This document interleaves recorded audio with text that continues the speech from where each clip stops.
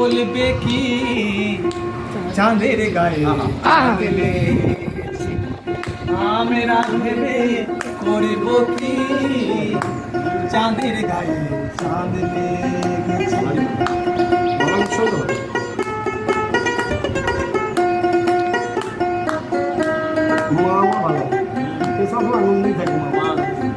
ছয় মাসের এক কন্যা ছিল,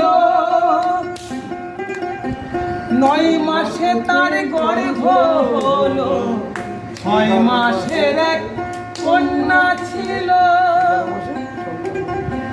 9 মাসে তার গর্ভ হলো। আবার 11 মাসে 3টি সন্তান, 11 মাসে 3টি সন্তান। কোনটি করবে ফকিরি চাঁদের গায়ে